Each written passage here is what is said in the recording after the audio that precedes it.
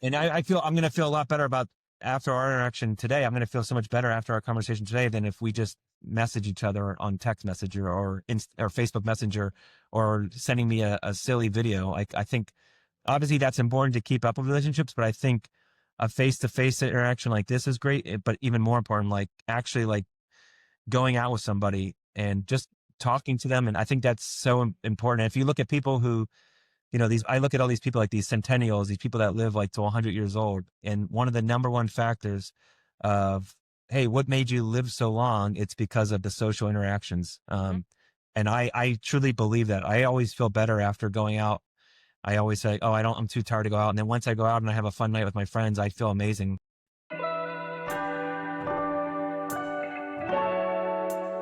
Welcome to A Village in Progress. I'm your host, Alexis. Village in Progress is a weekly call between friends practicing meaningful connection in a world increasingly shaped by technology and AI. Each week, we'll share stories and insights from decades of friendship and explore the rituals and habits that have helped them thrive. We'll talk about the importance of the friendships we have and the ones we hope to build in the future. This is a space for honest talk and hopeful imagination about what it means to care, belong, and build community. I hope you'll join us because thriving villages aren't found. They are built intentionally together. Hey, it's Lex. Hope you're having a great day. Give me a call when you can. Bye. Hi. Hi. It is really, really nice to see your face. I feel like I called you when I was wanting you to be on the podcast, but I have not seen your face, like face to face like this in years. Wow. Hopefully I look as you remembered, a little bit more I think the blonde. last time I saw you on a screen like this, it was in something for Temple. Yeah, I had to pretend like I was professional and Were deliver some you giving professional the advice. presentation? I think you must have been giving it. That's why I joined Yes, the call. I was a mentor giving professional advice to the youth. So hopefully they This took all that advice. this. They took some of that, but we're on a different platform now, much friendlier and much more peer like here. Yeah, I'm sure I was side texting you, side chatting you the whole time. I Yes. was Yeah. thinking about it. Well, I'm really, really excited to have you here. And I really want to thank you for being willing to put yourself out there and share in this journey or project with me. When I thought about who's in my village, it's we have such a foundation of a friendship, but we really haven't. I mean, I don't know much about you now, which is kind of weird. I feel like I know who you are, and we for a decade probably or more Yeah. shared a lot of time together. Yeah. But now, so I'm really excited that you wanted to do this with me and that you're here now and we can talk about it. I think even though we don't talk a lot, I had no problem calling you up and talking to you about this project, and you were super receptive. So I just really want to thank you for that. Yeah, no, I'm happy to be here and happy to be one of your village people. Like, can I be the policeman? Sure, No, you can be the police of the village people. but no, I think that's just the kind of relationship we have, Alexis, where we can kind of immediately jump back in like it's 2001, 2002, listening to our mixed CDs, which makes it pretty special is that we can just jump back in and there's no like, interruption in the goofiness and kind of who we are. Obviously, yeah, I'm excited to tell you about who I am today. Obviously, kind of a new chapter and definitely more matured, at least hopefully I like to think a little bit more matured, but We'll version of find out. myself We'll see of about that. we'll see. Yeah, you can be the ultimate judge of that that one. But yeah, definitely grown a lot individually and spiritually and all that good stuff. So and I'm happy to hear that you're doing well and excited to see where you've been as well. But like I said, it's kind of cool that we can just jump back in together and kind of be goofy friends together like we were so back when. So it's really cool and I'm happy to be here and I'm happy you called me up and kind of glad to see where this takes us. Yeah, I did make you mix CDs. People hated my mix CDs because they were random, but I'll tll you what, all those songs became like major hits. So No, huh. I think yeah, it was like one song had like ludicrous like fucking something, and then the other one was like a Crosby, Stills and Nash song. So it was it was an They eclectic were random, they it were was an all the eclectic songs I mix. It liked. was no, I liked it. It was very much like you, Alexis. Very eclectic. You got your rap side and you got your classic rock side, and it all worked out somehow. And a little bit of like high school hippie in there No, but somewhere. I love it. A I think I little still have it somewhere in my big leather book somewhere, but I should have in brought it our for this CD session. books. It would Yeah, have I been still have one of stashed them. away. Yeah. And then So remember I had your what was that bubble car that you let me borrow? my The Echo, yes, Shannon the called Echo. it a bubble car also. It did Really? look like a bubble. That car, nobody had that car. It was a Toyota Echo, and it must have, I think it came out the year that I got my license because no one had it. I can't, shocking. I don't know why. No one else drove that car. No, I But love it that. was my little, she called it like an egg. She called it Yeah, I an like that. egg I felt like car. a little in the little bubble, and that's where I listened to a lot of your mix CDs in that car when you let me borrow it to go back to Temple there. Oh yeah, I forgot that. Um, so from your, I think we'll just start sort of at the beginning. From your recollection, how did we meet? That's a good question. That's a great question. So you came from, I believe you came. Were you before Harrisburg, Hershey, Pittsburgh. Pittsburgh, right? So Shayna introduced me to you. I actually still remember when we met. We met at the Jewish Community Center in Harrisburg. It was like kind of like an orientation, I believe, For for the camp. camp. And so obviously, Shayna was a good friend of mine, very good friend of mine, and then she introduced me to you, and and we just kind of bonded right away. I think that was the first introduction, and I I think believe we just hit it yeah, off. we just hit it off right away, and I think we just were counselor. I think we were counselors. We were Uh, so yeah, at camp. we must have met like at the orientation, then I went away to like see, then we graduated, then we came back and it was like camp. Yeah, it was like camp time, and then obviously we just spent every single day, and it was the summer, and little I to can't no believe they let responsibility. us be camp counselors. I know, I know. That was a I great was job thinking back though. on it. I was thinking back on it now because now my kids are at that age where we were taken care of, and I'm like, I would never let someone like me take care of my kid, let alone. But here we are. But I remember we just had. It was the great summer. It was just. I mean, looking back on my favorite memories was those summers, just because we had little to no responsibilities. That it was beautiful out, and it was kind of like just I we could thought you just were in do. San Diego. Yeah, should we tell that story or? Yeah. So That's a classic story. I'll let you lead that. And it was you, me, and Craig. And we hung out every day that summer, yeah, right? yeah, Like we worked at camp and then we'd hang out after. And Craig, and we would drink a little bit. I mean, we were, it was really like a very glorious summer. When I think back on my youth, I yep. feel like what a special time. Like, I feel like the kids now don't have that. And I feel like we really had a very awesome childhood and experience, and even into our like early, I don't Yeah. know. We had to make our own I'm sure we fun. thought we were older, but we were like 18, right? Yeah, I mean, but we really just had to make our own fun back then, and just whether that was getting in trouble or whatnot. But We we had never to be, really got in trouble. we never got in We trouble got yelled crazy, at a but lot. I feel like we definitely pushed the limits. We we broke got, into Green Hills our camp a couple times yeah. after hours. But who didn't? Who But didn't yeah, break but into the summer camp at night and go skinny dipping? Who didn't do that? I guess yeah. I mean, I enjoyed it, but But but so, yeah, okay, so Craig was like, oh, I'm watching my neighbor's house. Let's go. They have a pool. We could all go swimming. And I think right. we had a bottle of like Jack Daniels. We had when It you're was young, you drink really gross like liquor. it was the cheapest shit you can find. Mad Dog 2020. And I remember we were just hiding. It was like down at one end of the pool, and we're all swimming. We're just having, I mean, honestly, aside from the stolen liquor, like a pretty innocent time. It was Yeah, like after camp was over, yeah. all of this. I remember having my back turned to like the entrance of the pool and hearing someone yell, Craig. And And he turns around, and the first thing out of his mouth is, I thought you were in San Diego. That's where. And we all turn around. I'm horrified. We're like, what is going on? And she's like, Craig, you have to get out of here right now. And we're like, oh, okay. And I think she did go inside or something, because we like left. But and I think we we were grabbed naked. the bottle. I think we were naked. We were not naked then. I think the only time was at Green Hills. Okay. Was when we were like skinny dipping. Although we did have a lot of pools. Remember when we went to that other girl, like Erica's house, and she invited us over, and then we shortly got kicked out of her pool?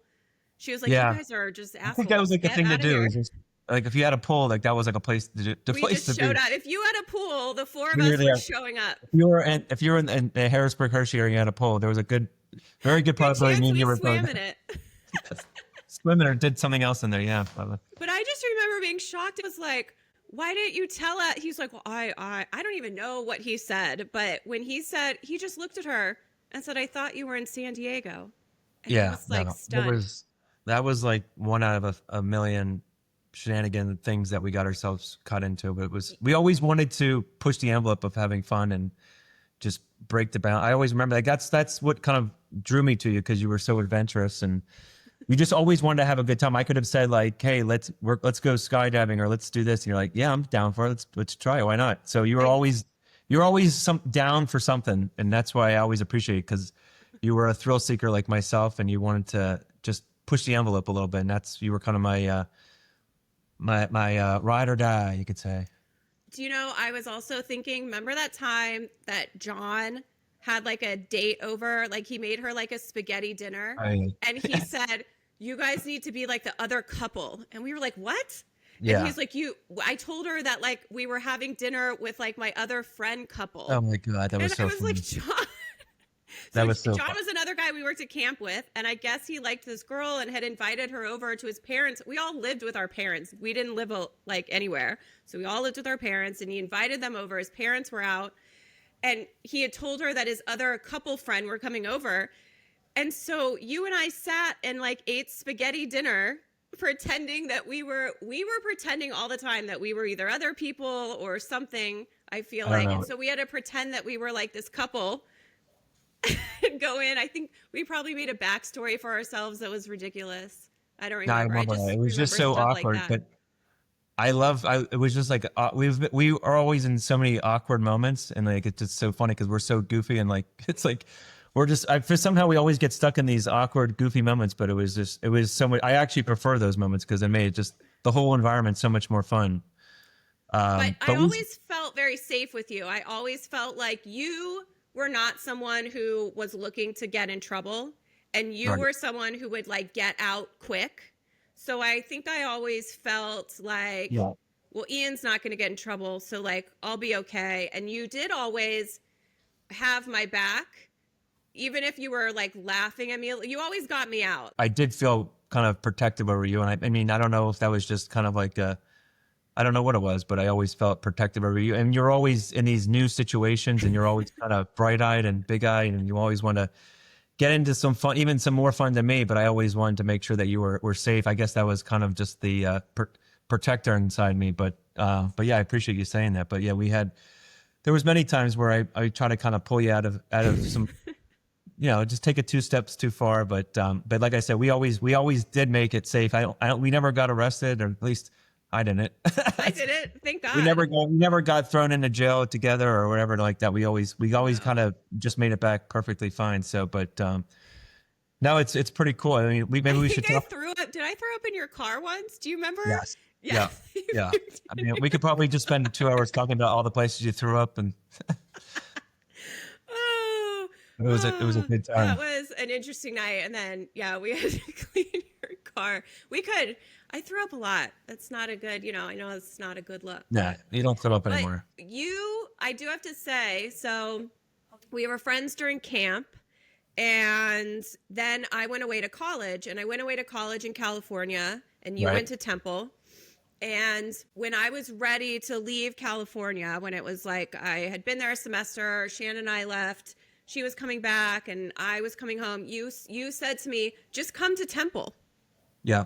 Yeah. and you should just come here. And you're like, the campus is awesome and it's in the city. And I had never laid eyes on this campus ever, but I was like, well, Ian says it's a good school. I applied and I got in and I put in for a transfer.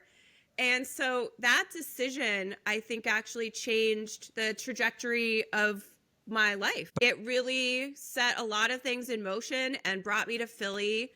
And that was really because of you. I can't believe that you actually took me up on my advice, because it was more just like a throwaway, like, yeah, come to Temple. Like, no way in my right mind did I think you were gonna leave like the palm trees and the sunny beaches to go to the streets of North Philly. But like, and you showed up at my door, like, I think the summer before your sophomore semester, I think it was, and you showed up at my door and you're like, you were a yeah, year ahead of me.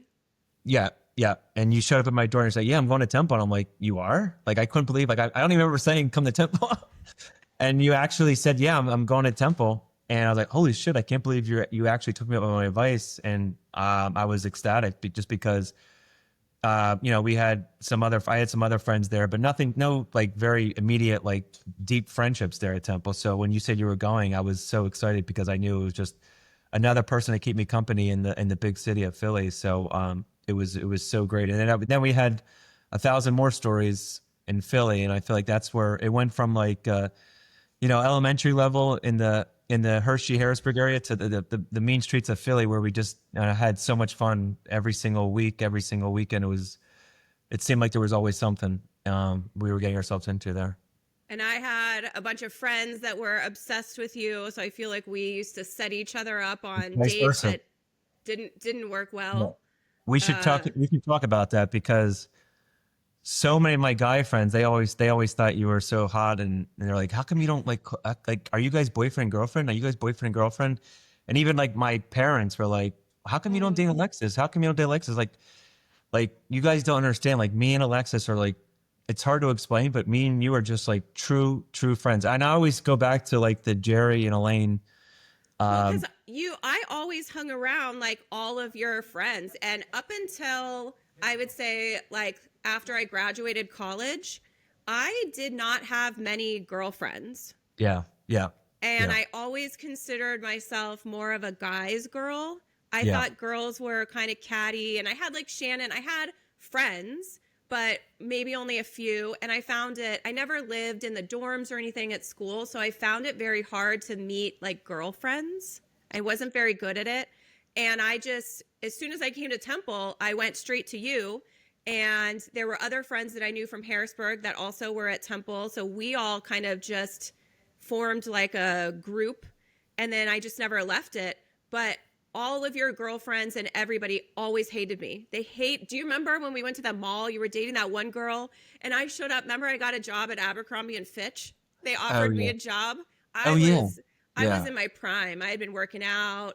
No, you had the jeans. glow, and you had the streaks in the hair, and the ripped jeans, and the I remember it very clearly. But yeah, my girl, people like I was always dating around or dating nobody significant, but I always remember they were so intimidated by you and my relationship with you, because they never ever would reach that level. No one could understand that I could have such a deep relationship and like such a goofy and friendly relationship with another girl, and they just thought like, I mean, the girls that I was dating, or even like my guy friends, like they always just kept saying like, are you sure you're not having sex with Alexis? Like, I was like, no, you guys are, like, I have no, like, she's like a sister to me. Like, right.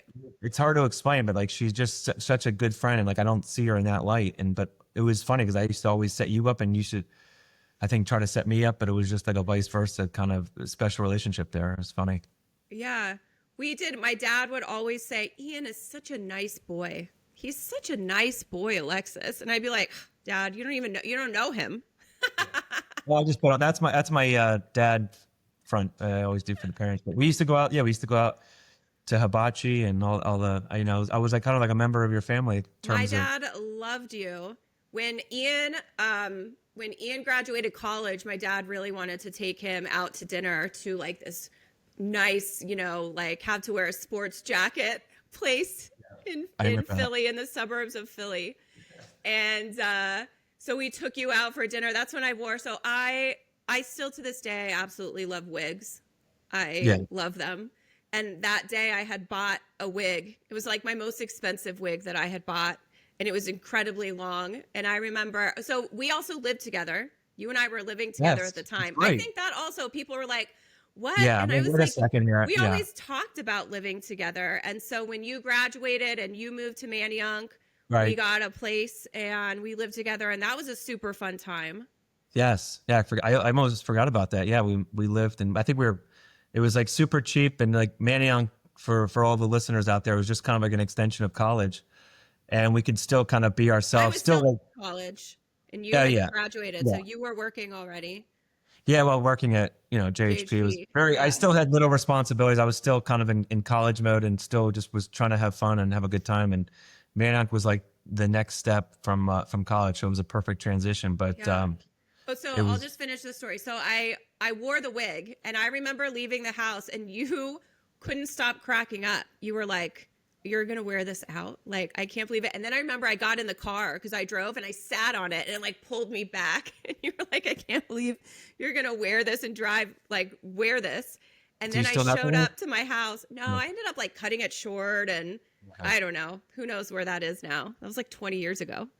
And my dad just looked at me and was like stunned. And Yeah. my mom's nudging him because she knew how excited I was about it.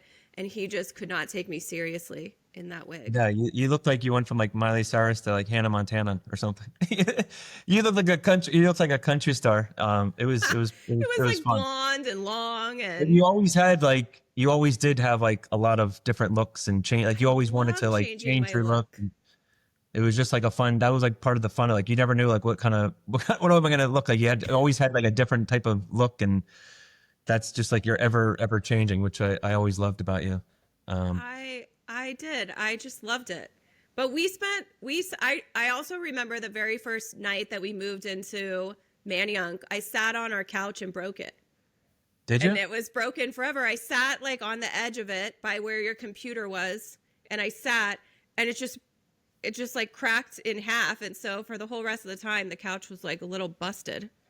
Yeah, But I don't remember. I mean, I remember bits and pieces of that place, but I mean, it's like one of those places like I would never ever like spend a night in today, like now. But like back then, I was like, oh my god, like do you we have remember like you our own. moved in those industrial trash cans to our trash? Yes, Ugh. He moved in these like giant I trash cans from outside because he didn't want to take the trash out so often. Hey, it I was was like, smart. I was smart back then. I was a genius. Back then, it seemed like it makes sense. And then we had "Ah." I think we had like one of your boyfriends there for like 6 months. It We was, did. That was a which, nightmare. which Towards was the a night. end, it was like I was in there's been times in my life where I just was in these like terrible Yeah. situations. Not terrible, just not No, but great.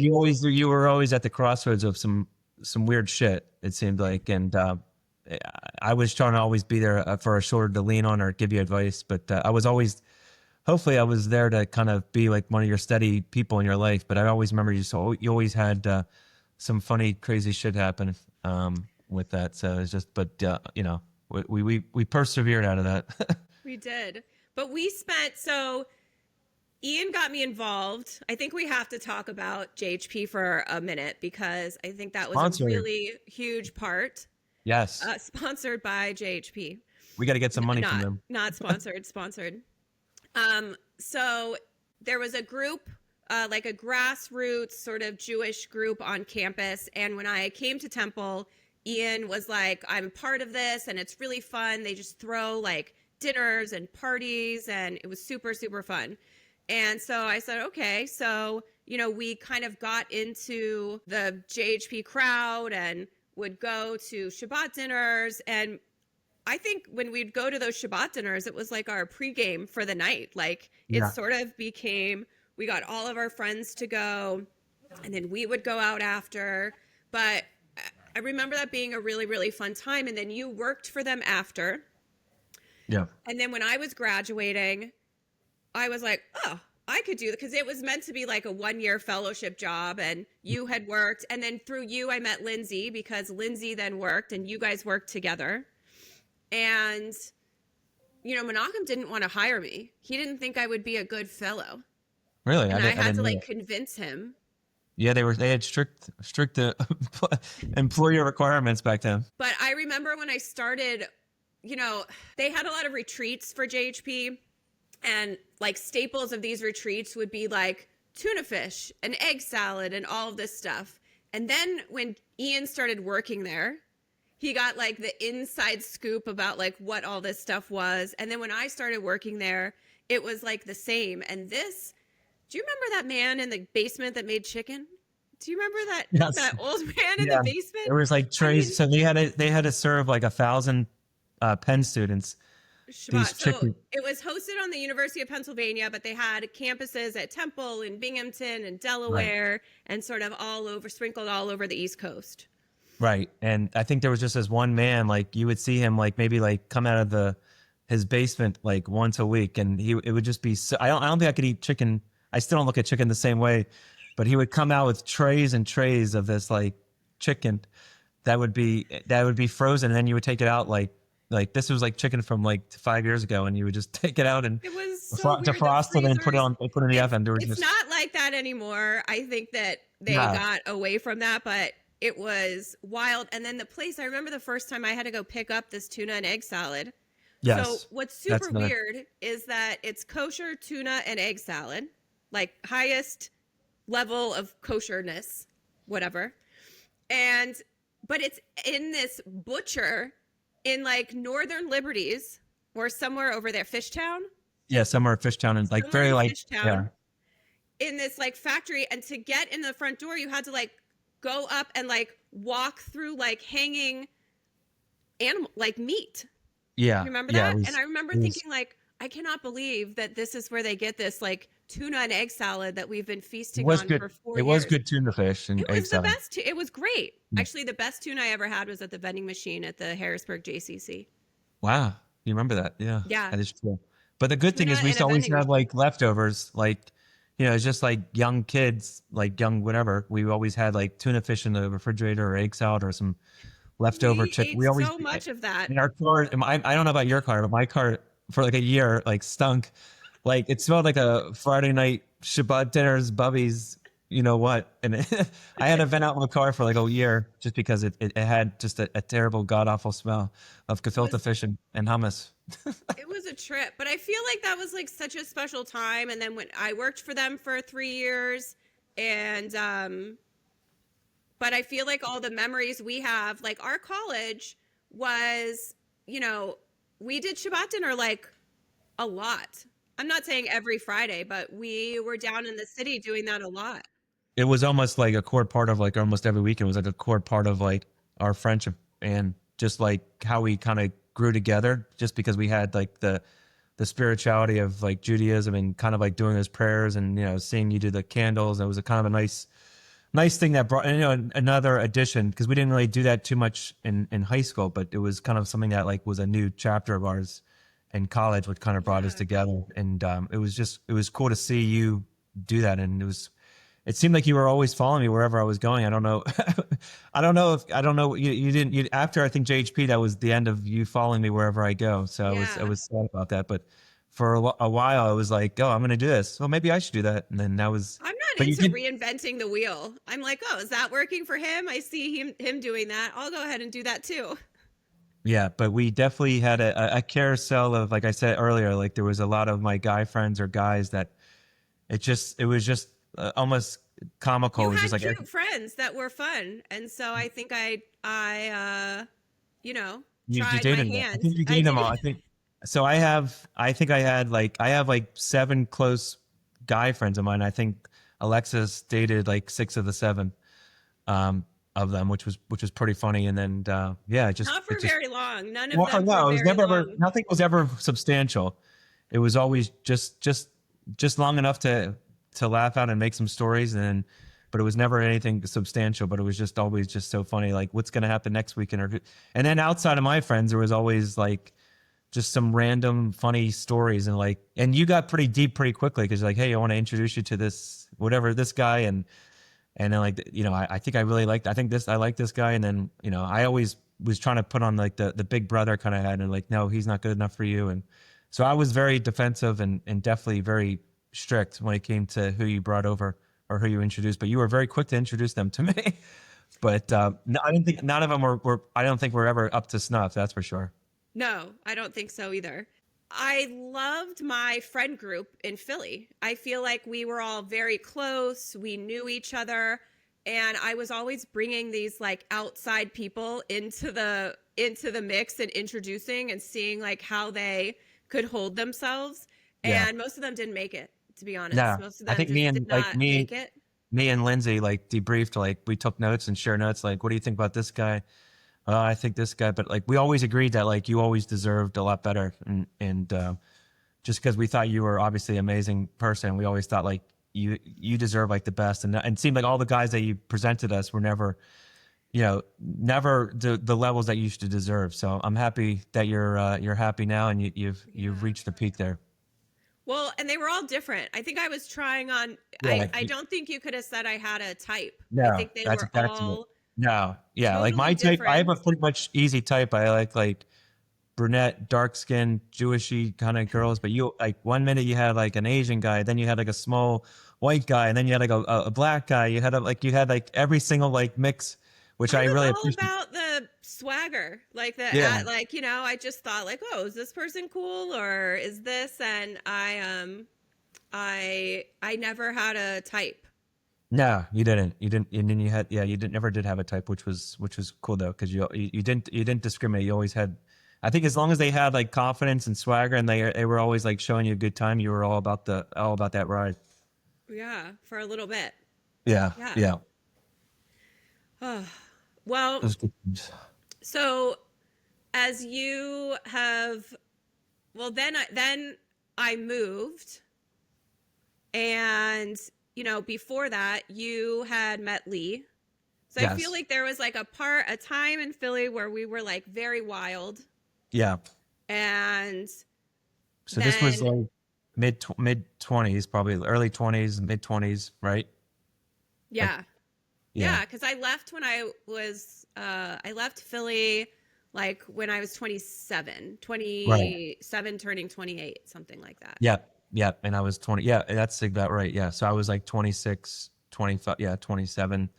And that's kind of like where the next chapter seems like in my life too. Cause like I met my now current wife, Lee, and that was kind of like that new journey. And I think you also like pre meeting Lee we had sort of like I was living with Lindsay, and I feel like we had found like some other friend groups. It wasn't like Yeah. really just like the two of us anymore. I feel Right. like all through college and a little after, it was like us and our Yeah. friends. Yeah. But then we sort of, which is like natural, like, drifted, not drifted. We were always still Yeah, friends, but we kind of like went like kind of like did a more of our own thing, but we always like I always remained like to keep in touch with like who's on, this is what I'm doing, this is what I'm dating, like this is what my job is. I always like felt inclined, and obviously I still do, because you're such an important part of my life. But I always felt inclined to like give you an update on my life, even like yeah.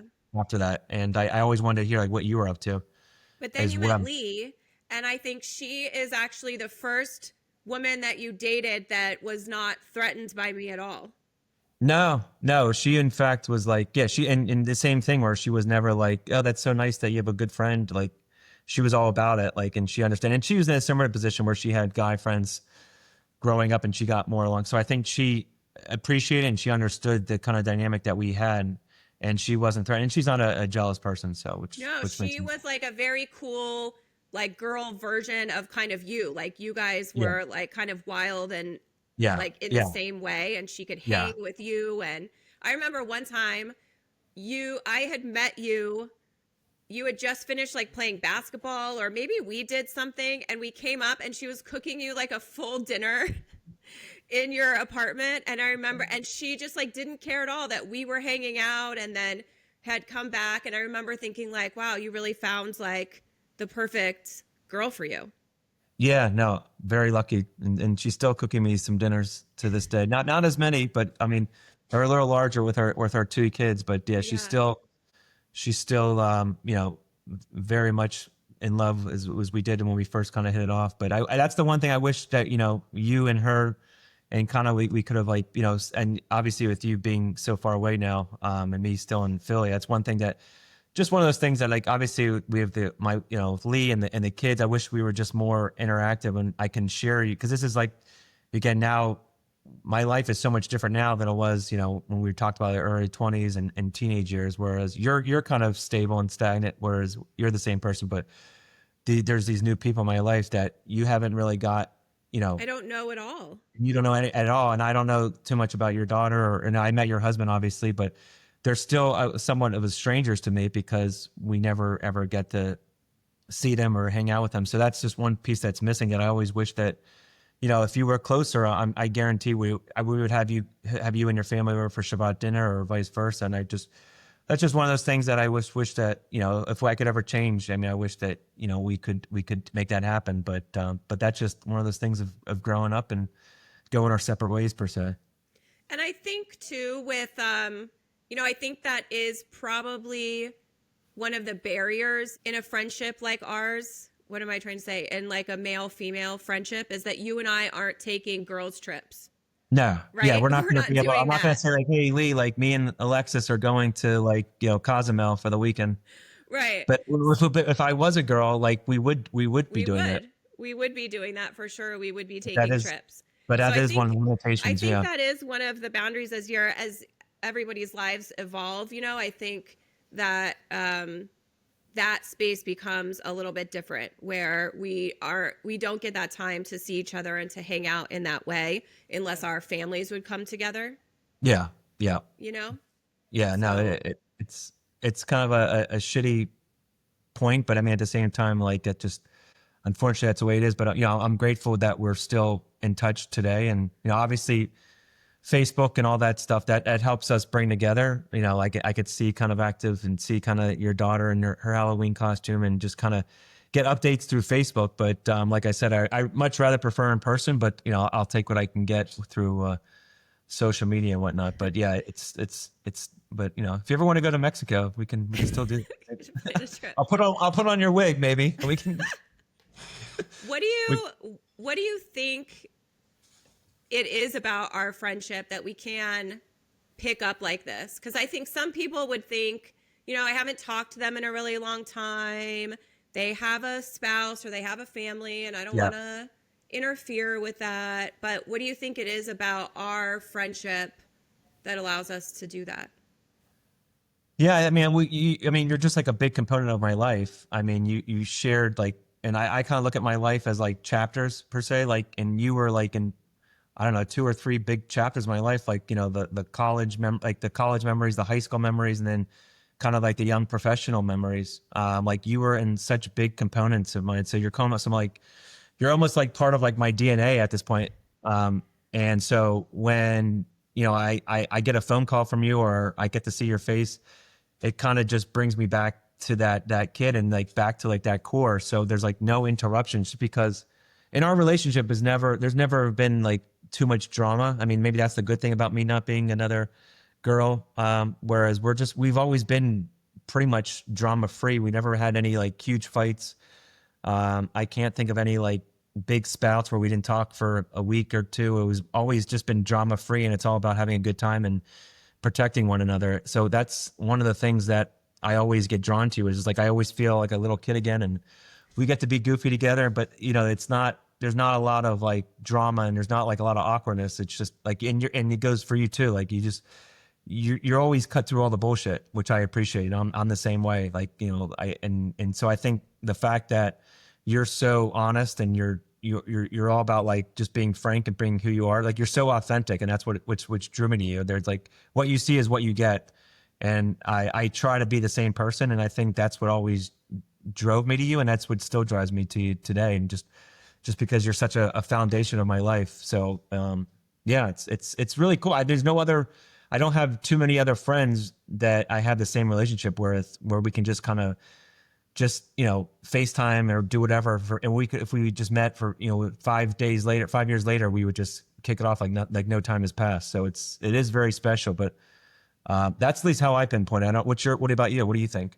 I think that's really interesting how you said, like part of your DNA, because I hold my time in Philly, and it's almost like I think of you in my high school times too, because I guess we met when we were 18 and I was graduating high school. So for me, you really are a big part of my like coming of age story. Yeah. Like when Yeah. I don't think I can think of too many memories that don't have you in them or aren't influenced by you. And when I was thinking about this podcast, you really did, like I said, you brought me to Temple, and that changed my life. And you were really at the core of my social interactions and my introductions to that. And so there really aren't many memories that I have that don't include you or aren't influenced Yeah. by you.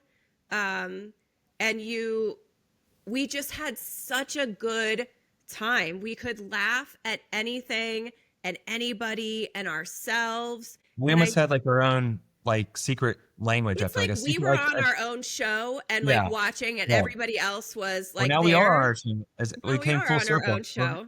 We finally have a show. Thanks to you, we're on a show. And Do you remember? Can you see this? Do you remember this picture? wow, look at that? I got the beaded necklace and it's like, That when was that rise? that was in my first of many really shitty apartments in North Philly. I can't. Yeah, I think we were on Monica's bed. I think really. she took it actually. That's another thing. You used to have so many. I feel like every other like month you were like, you're always moving. Because those places were disgusting. I mean, like, I moved into that place. I had like a very depressing room on the first floor it was super depressing. And I didn't know any of our roommates. I mean, that was like a house where everyone locked their doors. It was super weird. And then my friend at the time, we were like, well, we're going to move next door. She was always finding us new places. And then the last place that I moved before I think I moved in with you, we got because the people who lived in it got like busted for drug dealing. And so the apartment became free. Wow. And that's how we moved in. And then remember, I met Keishan. We threw like a big house party. Right. I mean, I met right. like a lot of Yeah. people through all my moves. But it was only like, I mean, you know, the housing around Temple wasn't great. It wasn't great. You had to be selective. And but I just remember like you always like, oh, I'm moving. It just seemed like you're always on the go moving. All I had to do was move a room, and everyone I was living with was always moving. And so, you know, yeah. No, I moved. Oh, and then here, do you remember this? That was, oh yeah, that's right. We went to Israel together. We went to Israel together on our first trip. Yes. And then this is a little one. This was at like a JHP. Yeah, something. Can you see that? Is it blurry? I'll show him. That was like at a some kind of JHP barbecue. That's the other thing. So at JHP, we went away on these retreats. So I feel like we traveled a lot together. We were constantly like just in these sort of like ridiculous scenarios where we just made our own fun. And we really, like you said, had zero responsibilities. Our main goal was just like, let's see where this is going to take us. And like me and you were just always down for like some weird random adventure. And like, not many other people are like, no, I'm not doing that. Or this is too weird for me. Like you were always like the weirder and the more adventurous and crazy, the better. And like, that's how I was. And like, you were always down to like partner up with me and to getting some ridiculous, just no matter like what idea I came past, like I put in front of you, you would always be down for it, which was fun. And it was like an adventure. I think you, like me, we were not afraid to go up and just talk to people and see where it got us. Yes. And so we were constantly trying to get into places that we really had no business. And we also had no problems about giving fake names or being different people or making up. We had scenarios. Like we would have come up like, okay, this is what we're going to do, Alexis. Like me and you, like we're celebrities and we're going to be doing this. Like we always like came up like little game plans and people would be like, okay, like, yeah. Like they just thought like we came across so authentic and so honest, and it was just so funny because we would just come up with these little schemes and people took our word for it. But it was good times. But after we graduated and I started working for JHP, I feel like that's, you know, we kind of like went in slightly different directions, but we were still in Philly. So we were still around the same people. We still were doing the same thing. But I have a picture because I feel like I actively watch Friends like all the time, the show. Yeah. But I remember that all of the friends never knew what Chandler did for a living. And I honestly never understood what you did for a living ever. And I still don't really. Yes. And it never bothered me because I didn't really think about what you did. I make tuna fish now at that butcher. You could. But I remember, hold on, I'm going to share this. So I'm going to share my screen with you. This is exciting. I'm scared. Okay, I don't know. hold on. Okay. So, Oh. do you remember this picture? Yes. That's a classic. So Ian had this job. I have no idea what you were even doing. And then all of a sudden, he's like, I'm on a mural in the lobby of the office. That mural is like 80 feet tall. Somehow. Huge. Somehow I became the center. You became the center of the mural. Yeah. So the story behind that is I do have a job. It's a I work in insurance, but this was like kind of like they asked who wants to participate in this mural to connect with Philadelphia and whatnot. And well, I think where am I? You're here I was somewhere. seeing a bunch of videos. I thought I was like hallucinating. I think it brought me back to our days. But yeah, they just asked me, like, they volunteered, like, who wants to like participate in this mural, and I signed up, and they drew me like I sketched out, and then like they had like a grand reveal. They had like a sheet over this mural, and like we're all waiting in the lobby to see what's happening, and all of a sudden they're like 3, 2, 1, and then they took the mural, and then here I am like front and center. Little did I know that I would be the center of jokes, and I still get some people ask me for my autograph to this day, but I mean, it's pretty ridiculous. It's pretty it is. ridiculous. I also have I have mouse pads, and there's a whole bunch of stuff on it. I'll have to look at that. Here's another Zorbas. picture. We got to This talk is about from- Zorbas. So for anybody who's listening, these pictures will be posted on the Instagram, and we'll put them up on the YouTube so everybody can see them, so you won't miss them. Yeah. This is a pretty good one. So this is from 2012. So this Wow. is right Let's after I let's zoom in moved on that. and I Can you came zoom back in? to visit. Can you zoom? Yeah, there you go. 2012. Wow. Yeah. So that was Zorbas, and Zorbas was kind of like almost kind of like our hangout, because they were first they were BYOB, which is amazing, because that bottle's pretty small, but we would typically we would That might have been our first one. Yeah, it might have been our first one, but pretty much what we would do, like our night out, or kind of our kickoff, was at Zorbas, this amazing Greek restaurant in the Art Museum of Philly, which is so authentic, like a little grandma cooking in the back, some gyros and hummus. But we would bring like a huge Magnum bottle of wine and just pretty much drink our faces off, and just be shit faced and eat pitas and tzatziki and just laugh. And this is kind of what we did. We just ate pita and tzatziki and drank and had a good time. When I had my going away party, they hosted my going away party when I moved. This must have been when I still lived here, or I came back. I honestly, I think you came back. I think that was like a coming back. When I came back. Yeah. And but my going away party from moving from Philly to California was a giant, like a bar crawl, like an all-day bar crawl. And people would just come to whatever bar and hang out. There were people that popped in and out all day. And then we ended at Zorbas, and they gave us the whole back room, and we just like ate our faces off and were obviously hammered. And but that Zorbas was like, it was a big part of our friendship. it was a big part of our friendship. It And was then- because yeah.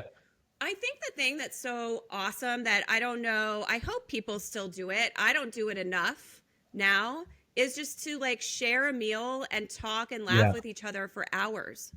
Yeah, I do miss that. I miss that. Just like getting together and just talking and laughing and just being goofing and share. I think sharing a meal is so important. Just going out to eat. There's another, sharing a meal or a drink. There's the San Diego crew. story. There's the crew, The camp but crew. I don't even know where that is, but it looks like I think it's we're in drinking. Manayunk at like a Mexican restaurant in Manayunk. Yeah, I don't know. And then here,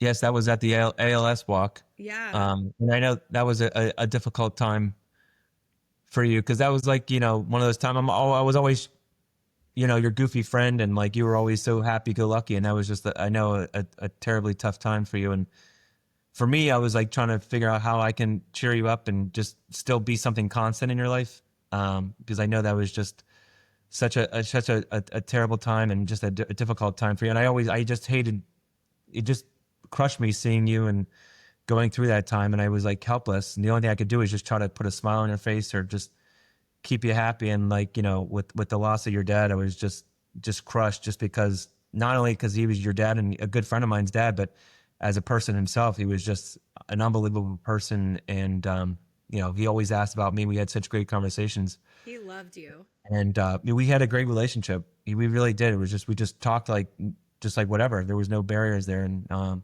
I think he really trusted you to take care of me, especially when we lived yeah, together especially in and all Philly. that. Yeah, especially like in Philly, like he was, because we would come back, because your parents still lived in Hershey, and we would come back for like the big Christmas. Do you have the Christmas party picture with the red sweater, red turtleneck sweater?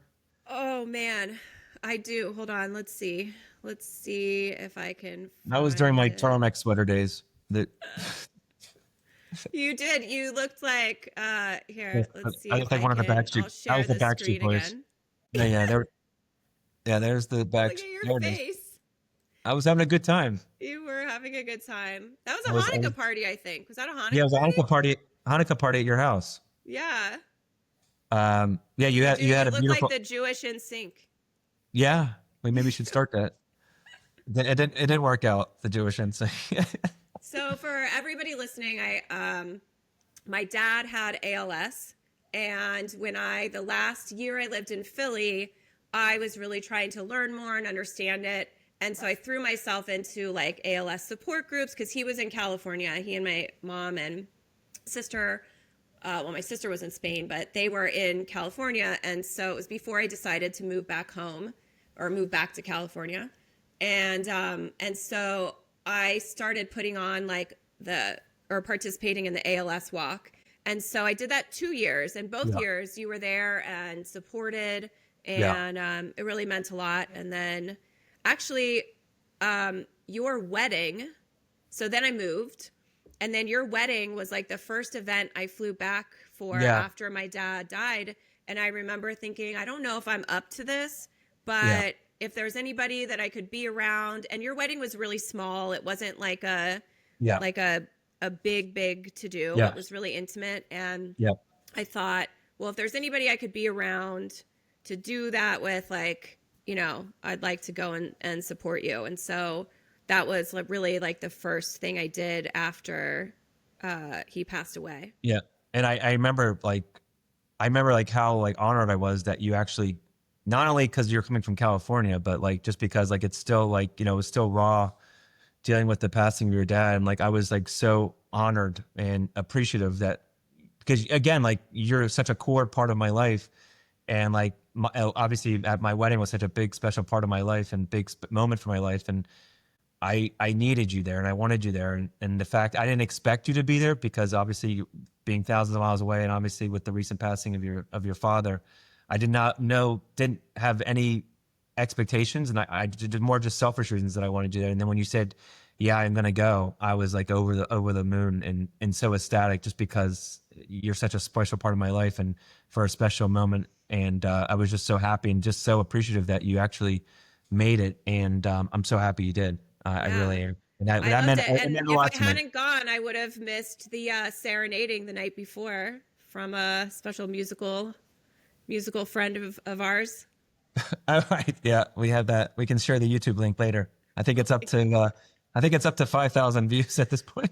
Oh man. But that was Uh, no, I did really appreciate that. And like I said, I always wanted to be there for you. And like I said, he was a very, very special man. And I'm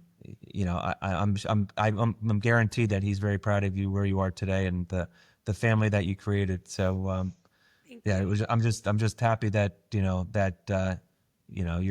made it here. And like I said, it's we made it through, and he'd be very proud of you today. I guarantee Thank it. you. I think so too. So, as we talk about these new chapters, and you got married and you have two beautiful daughters, Yep. When you Yeah. think of community or friendship, how are you how do you feel like you make friends later in life, or how many of the friends from college do you still have Yeah. Well, I from can like guarantee that you group? now, there's no like, I can't meet another Alexis Of nowadays. I mean, course. well, not only just because like you're Alexis, but I can't meet another, there's no other female or no, No. even We not were even a female. grandfathered in. We were But yeah, grandfathered we're in. grandfathered in for life, but there's not even at this stage when you're dealing with a hectic work schedule and hectic family life, it's very, very hard to make deep, new, and the keyword is new relationships and meaningful relationships at this stage, especially female, because obviously you're married. Yeah. It's almost It's not impossible. super But cool. it's not like it doesn't really work out that way. But I mean, it really stems a lot from like the kids nowadays. Now you're just kind of meeting like the kids' parents, and and if it just kind of if it stems off and it works out, it works out. But like it's hard to find like actual meaningful, deep relationships. Like I said, just like the hectic and not and at this stage, like don't really have time to make those connections. I mean, there's not a lot of time to go out for dinners and just spend hours talking. And so it's not like it used to be like in our 20s where it was just endless time and little responsibilities. I mean, you really have to make a concerted effort to make a deep and meaningful relationship. So back to your question, I don't really have, I don't think I have any, maybe a few relationships from college. If not, they're not anything significant. I have obviously the core friends from Harrisburg, which but even those are just a They've couple. changed. They change as it pops Yeah. in, especially when you have kids. It just changes, and nowadays it's just sharing Instagram reels or sharing some Facebook things or commenting on Facebook photos. It's unfortunately a lot more just like via social media, just to kind of keep up with one another, just so you're still kind of in the loop. But it's not anything I would say very meaningful in terms of substantive. I have my core group here where I live now. That's like the core group that I either play sports with or they're friends of my kids, and it's kind of like a community, like a small community here. But other than that, I mean, there's not there. I would say there's a lot of quantity, but there's few quality relationships. It's very hard to make new ones just Yeah. because the circumstances, and that just kind of, I think that's normal. Yeah, Just of Shannon and I were talking about it, and I said, I probably in my life right now only have room for maybe one more, like maybe one new friend, but it's a lot. I think you do have to give a lot of yourself to friendships, and I think maybe that's also why these friendships that we've had from our 20s are so significant, because we did spend hours and hours and hours and hours with each other getting to know each other. yeah, And it does feel like we don't have that time now, but I also realize that we probably have to be a little bit more open to meeting people right. and being a little bit more vulnerable at first than Yeah. maybe we'd like to be or No, it's sharing a little more. But that's definitely something I think yeah. I am working on. No, it's certainly tough. I think for me, like looking back, like I treasure our friendship because I don't know like you, but like, now I'm in my early 40s. I always continue to look back like, oh, I wonder like 20 years ago, like I always constantly think of like it was such a perfect time, like 20, 30 years ago. Like I just look at that as like the golden age and you were there. And so like when I hang out with you or I hang out with somebody when I was in high school or younger, it kind of brings back all those memories and they know who I was at that version. Like nobody right now knows the version of when I was truly Right. like free and youthful and like just like fun and easygoing. Like obviously you and a few others, but like who I was, and like I like reliving that part of myself because now I'm just Well, you an have way insurance. more responsibility now, so Yeah. I think that shifts, and I think we weren't thinking about being role models, or we didn't have little I certainly people. wasn't. I was trying to just take care of my own self at that point. I mean, Yeah, when we you're didn't have little people that were watching our every move and listening to everything we're saying, and so yeah, it it is changes. different, and I do find I had dinner with George Schatz and Jen Birch like a few weeks ago in Oh, person really? here in LA. And it was very fun to sit for hours and reminisce and get nostalgic. And I think it is important for us to tap into that every now and then. As we get older, we wear different hats, and I think Yeah. we mix more and more into our identity, and it can be hard to sort of pull out those parts of us from the past or separate them or remember that they're also part of us. And so it is fun to definitely go back and be really nostalgic and talk about Yeah. those times to remind ourselves like, oh yeah, we were like, we did these awesome things, or we were really fun in this time, even, if we don't feel as fun now, or, it's just different. So I think Yeah, it I is know. really It fun. is just, I think it's just kind of tapping into that nostalgic, like, and it's just kind of like, like I said, if I had dinner with you or it connected with you and it kind of, it's like a timeout on the seriousness of today's life. And it just Yeah. brings us back straight to like when we're early 20. Like right now, I feel like talking to you, I feel like I'm still like 22, I'm 23. Like I feel if like you I said like, am. I don't know if I'm I going to could be stand it. 42, and I feel like I'm just starting Well, yeah, this that's my part of next. my life. Well, that's what I was gonna say is and it sounds like you are too, Alexis. But like I'm constantly trying to evolve and not be stagnant and always look back. Like obviously, I think it's important to look back, but I'm always trying to figure out like how can I be the best version of myself. And I think like I'm so much in a better mind space, physical space than I was at 42 than I was at 32. Oh, Um, definitely. and just because I think like in my 30s, I was still trying to figure everything out, and like that was like when I was like, oh shit, like I'm actually an adult. Like I kept trying to push adulthood, like I kept saying, no, I'm not an adult, I'm not an adult, and then like 30s, like yeah, I guess I am an adult. Like I have to embrace it, but I wasn't truly ready.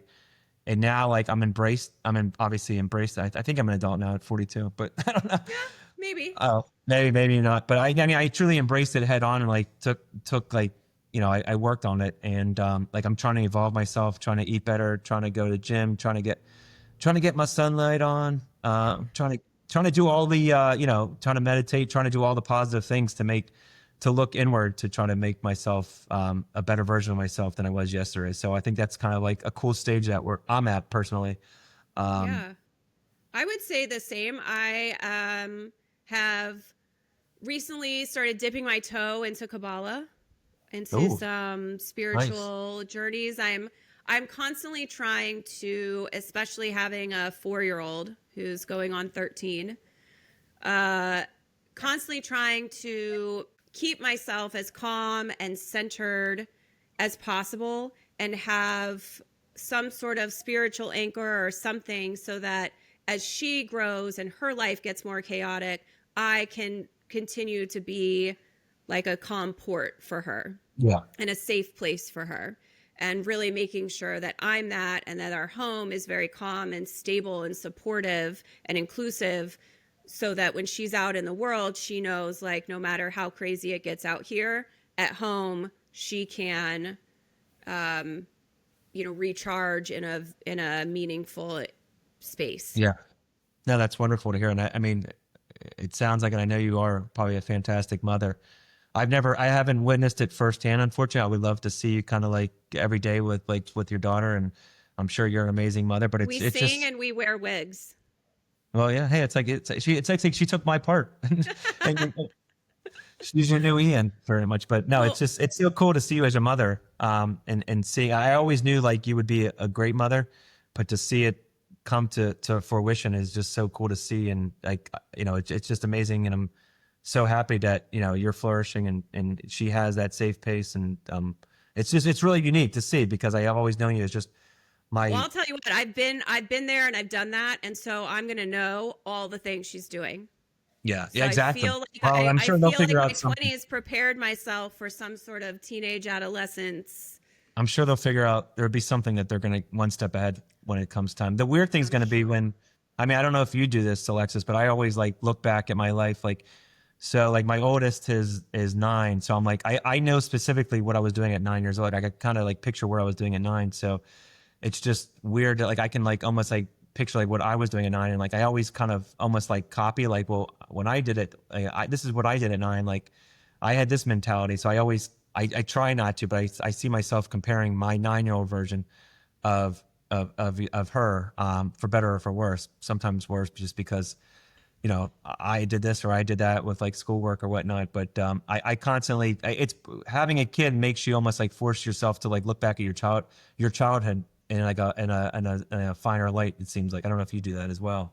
Yeah, I do. I definitely, I mean, she's 4, so it's right now I'm probably not doing that, but I think about how I grew up and things that were said to me and different things, and I think like, do I want to do that? Do I not Yeah. want to do that? How can I make that a little better than maybe the experience that I had?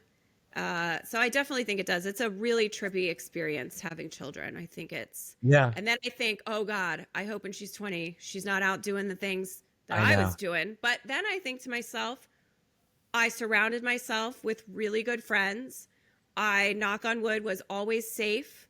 And I had a really good sort of, You always knew like like we always like did crazy stuff, but me and you both had like that barometer. We know like, we okay, knew the this is, boundaries. we knew the boundaries. Like we knew like we shouldn't be going to North Philly at like 4:30 in the morning. Like we know like that's not safe, but like Right. we went just far enough where we both, me and you both had that like kind of like indicator like in our head, like we knew like, okay, yeah, this is probably not a good idea. So Yeah. and that's just something that like hopefully we can raise our children to have. I mean, at the very least, that hopefully they just know like what right and wrong is. But I think me and you had a really good barometer and just knew when enough was enough, or like, this doesn't Yeah. feel right. When it was time to go to bed, I think we Yeah, knew exactly. it's Hopefully, time. yeah, So one of the things you had mentioned to me before was this idea of sort of getting dads together.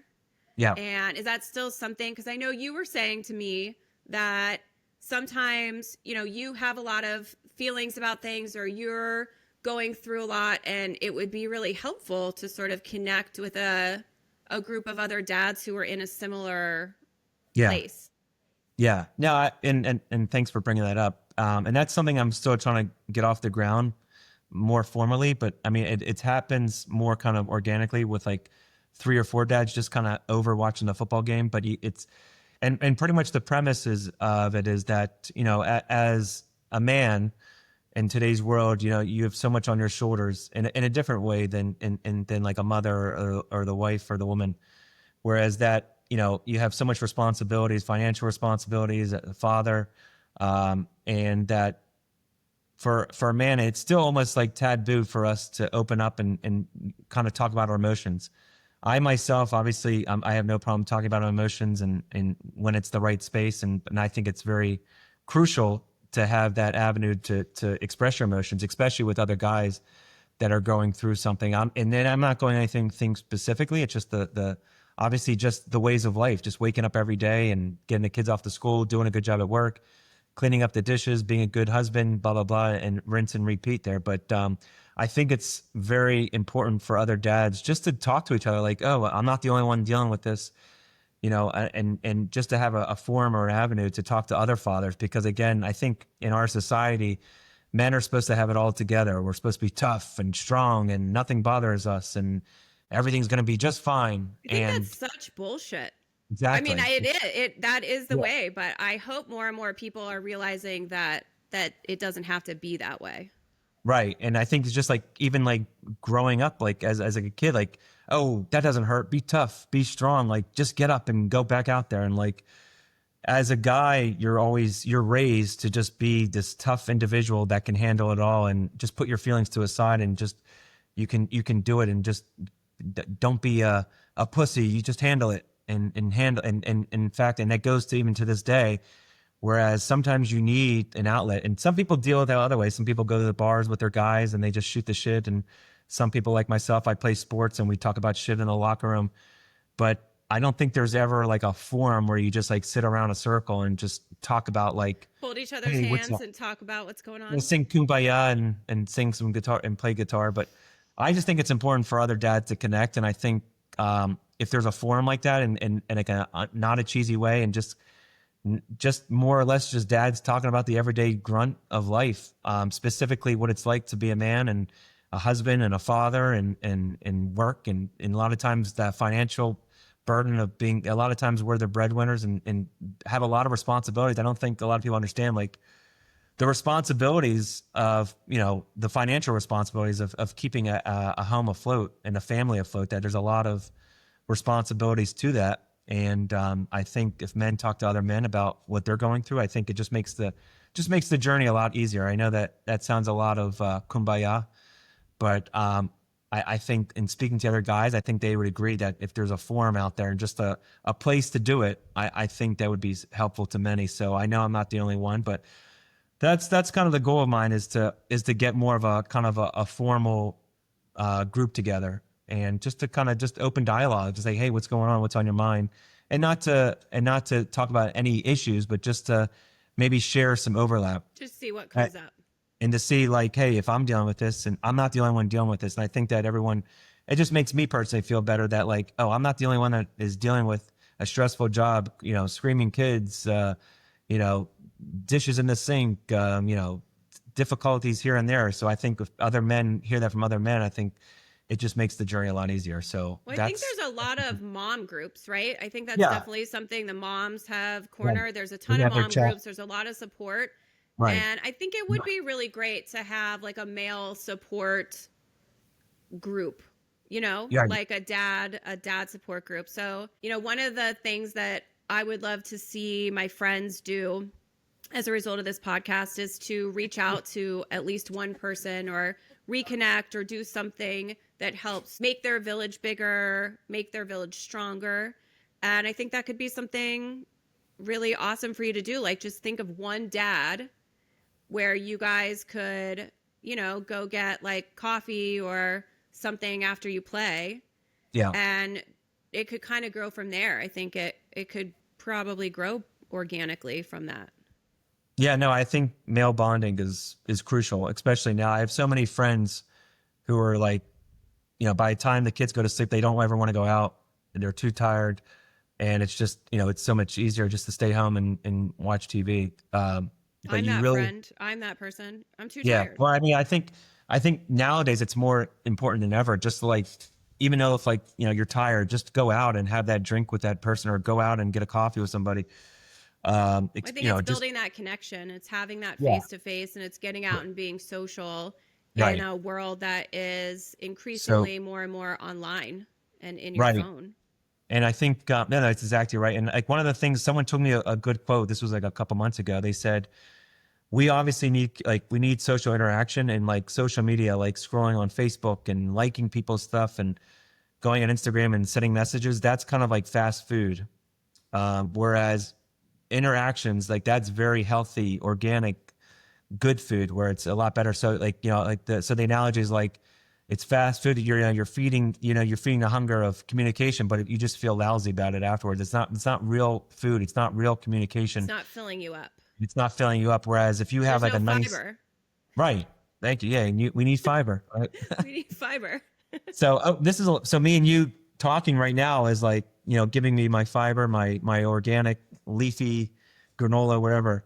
And I feel I'm going to feel a lot better about after our interaction today. I'm going to feel so much better after our conversation today than if we just message each other on text messenger or Facebook Messenger or sending me a silly video. I think obviously that's important to keep up with relationships, but I think a face-to-face interaction like this is great. But even more important, like actually like going out with somebody and just talking to them. And I think that's so important. And if you look at people who, I look at all these people like these centennials, these people that live like to 100 years old. And one of the number one factors of, hey, what made you live so long? It's because of the social interactions. And I truly believe that. I always feel better after going out.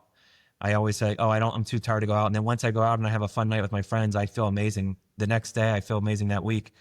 Just because of that communication. It brings a lot of joy. I think seeing you and us talking makes me think about how I miss that part of our friendship.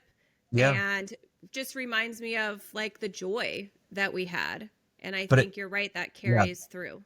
It just takes more effort now. I mean, when we were kids, there was no effort. I mean, I would just drive over or we would see each other at camp and we would be fun and have fun. Like, but now, and you know, even just being an adult, there's so much effort, especially when you're thousands of miles away. Yeah. You really have to make even more of an effort. And I think that's just You what have we to do. That's just, schedule and you have to plan and you yeah. have to build it in It's and you like, have to let me, be can I FaceTime you? Well, let me see my daughter, you know, this and right. that. It's just not like, it's not as just like an easy thing where you just show up and we're having fun. It's just, you have to make the best use of time. So you really have to make like a you know, a cognitive effort there. So it's tough, but it's important. I'm going to make the best use of the time we have left. And I'm going to ask you a few questions. And then I thought of a little like get to know you better quiz that I'm going to give you. I'm scared. Okay. Let me pull up You ChatGPT. want to Hold do on. the quiz first or the questions first? What's the difference? Isn't a quiz a question? I guess it is. Well, so All right, whatever you want. I think the quiz is a little bit more fun and the questions are really to understand how you think about things. Okay. Whatever you want. Give it Okay. quiz, whatever you want So at first. I'll do the questions first. Okay. So I listen to quite often a podcast called The Diary of a CEO, and I'm a huge fan. This is not an ad for that, but I'm a huge fan of that podcast. And they put together these conversation cards, and I bought them. And so I picked a few that are just really great for getting to know your friends better, just learning a little bit more about them. Yeah. So the first question I picked for you, so I picked some specific questions for you. So the first one is, what is a personal legacy that you would like to leave for yourself and your children? Wow. You didn't tell me this was going to be so deep, Alexis.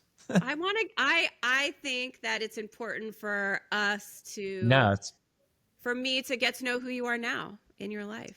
No, it's a good question. I think personal legacy would be someone who does something good in the community. Someone who helps others. I think that's an important piece that I always teach my kids is to be polite, to use their manners, but to always to help others who are less fortunate. And to make sure that they're grateful for what they have today and where they are. So I think a legacy would be of mine of doing something good in our community, whether that's delivering food to the needy or to do something at our local synagogue. But it's just to do that community service, I think is important. And so I try to volunteer my time whenever possible, you know, to be to donate food and to kind of help during Thanksgiving and the holiday time. So, and I bring them along with me. All right. So one last question. So this is also a little bit of a deep question. Deep. What is one aspect of your life that causes you friction?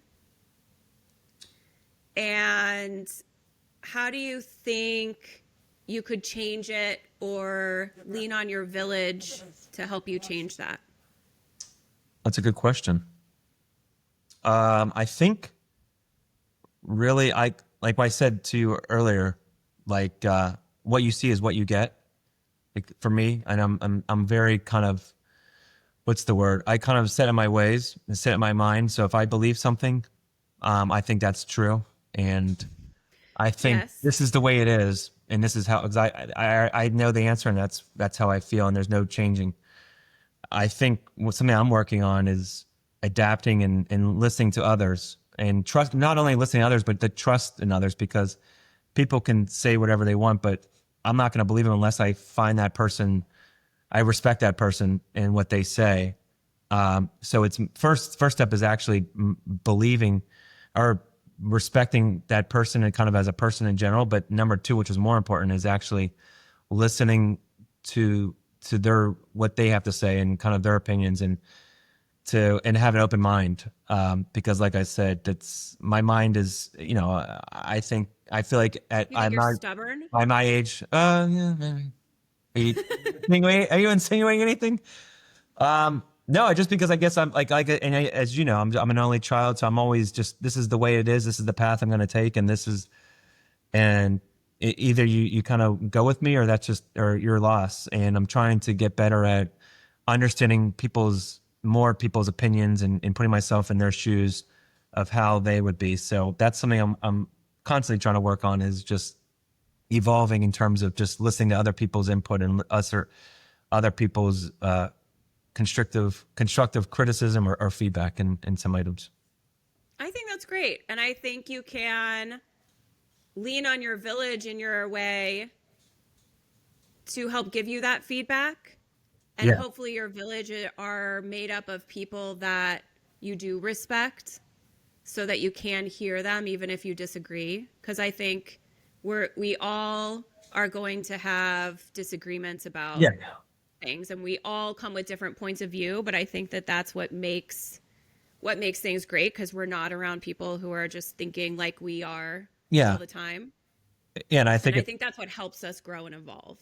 yeah. And I think it's so important to hear. And I think obviously it's the hard part is just finding people in your village that you respect and that you can are trustworthy and that you can find to respect. And that's the hard part. But, and then the second part is really just gaining that new understanding and kind of seeing kind of a different alternative opinion. So I think nowadays with like social media, like going back to social media, we're fed so many things that are so tailored to us and individualized. And I think that could be harmful just because you're just getting flooded with so many things that are like-minded. But I always like to have disagreements and not even disagreements, but just new way of thinking and new opinions. So I think that's more important now than ever. So that's something I'm working on. Your kids have social media? I don't know what age. Like, do they have phone? Does your 9-year-old have a phone? They do, but there's no like Facebook or anything. But they do talk to each other like through the phone. And then my one girl Belle is on, she's on Cover Star, which is kind of like a mini TikTok, but just for kids only. And it's very harmless, but it's just mostly like dance videos and skincare routines and the stuff that skincare routines. Yeah, I can't. Sephora is her number one. If you want to get a gift certificate to my daughter, it's go to Sephora. Isn't that insane? But I think it's just they want to, and going back to this village and this whole about communication, like they have such a desire to reach out to other people. And like it's not even anything significant. Like they always just like they do want to like, which is pretty cool that they want to like talk and they want to like share stuff with their friends. So Belle has like 20 some friends that she like texts in these different groups, and like she's constantly, so it's like a double-edged sword. Like I like her to be happy because she's like talking to people, and I like her that she's not just sitting in a room, just staring at the space. I love that she's so social and she's so popular and talking to others. But at the same time, you got to find that balance of, okay, this is a little bit too much with the phone, and this is like too much balance. That's the hard part of a parent with the phone, is just that you got to find that healthy balance. And if anybody out there knows that, I'm not looking forward to that. Right now, I'm witnessing Lucy she's in like TK, pre-K, whatever they call it. And, she has a little girl gang, and they're all best friends. And we just made them all best friend friendship bracelets. And they're all, you're my best friend today, and you're my best friend today. And it's really been interesting watching her, because they just want to laugh with each other and be around, and they want to play. And I hope that she keeps a lot of that as she gets older. But I'm really curious to see from a bird's eye view and from watching what these kids' friendships evolve to, and how this generation takes friendships. Because I feel like it's going back to like interaction. They want to see each other and they want to be around each other. And I hope it's going back to that more. Yeah, I mean, the good thing is like when they're talking to each other, it's like all FaceTime. I mean, when me and you they talk, want to see each other. Me and you talked, we would be like on the phone normally, but they don't go on the phone. It's either FaceTime. They want to see each other. Yeah, I think so that's that is awesome. good. I think that's great. So I'm happy about that. It just, we'll see where it takes us. But the good thing is like they want to be social. I mean, it's like such like an inherent thing that they want to talk to people. People need people, and I think that will always be the case. And why I really felt really passionate about this project and this podcast was because I felt like I would like to make my friendships as strong as they can. We talk about going out and meeting other friends, but I feel like, I do have a pretty solid village. Like I can count them on my hands. It's not massive, but if I can make those relationships as solid as possible, then, before I go collect new people. No, I know. Before I go out and make new friends. No, it's super important to like just like invest in your base and Yeah. to like keep watering that, like nourishing that and making sure it's, like I said, it's very difficult and you have to make an effort, but I think it's so important. And there's The been like, payout is big. no, I just thought I never want to like have that thing where like, oh, I should have given that guy a call. There was somebody in my life who, this was like a couple years ago. I don't think you know this person, but like they just had they just passed away out of nowhere. And not like a super close friend, but someone I was pretty close with. And like I haven't talked to that person in like 6 months. And when he passed, I was just like devastated. Not only because obviously he's no longer with me and everything, but I was just beating myself up. Like I should have given that person a call. I should have done this. I should have done that. Like why didn't I? Like, I was just beating myself up of all these regrets I had of not reaching out sooner. And like it just like kicked in. Like it's so important to check in, even if it's like a 5-minute phone call or a text or just like, hey, here's a photo. I think it's just so important. Like if there's a meaningful relationship in your life that you constantly have to nourish that and to water that. I agree. Yeah. Okay, so Is now is that the quiz or was that the questions? I can't. I don't those are know. the questions. Okay. I thought that was Okay, more so work. I made up a little. It's not a quiz. It's just I think that this is more fun to get to know really who you are right now. Yeah. On surface things. Okay. Okay, so what TV shows are you currently loving right Current- now? Are you watching?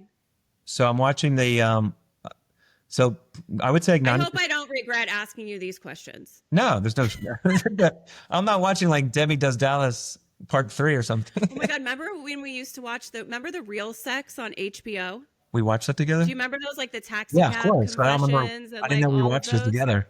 I feel like we watched all of that stuff, like everybody did. Probably.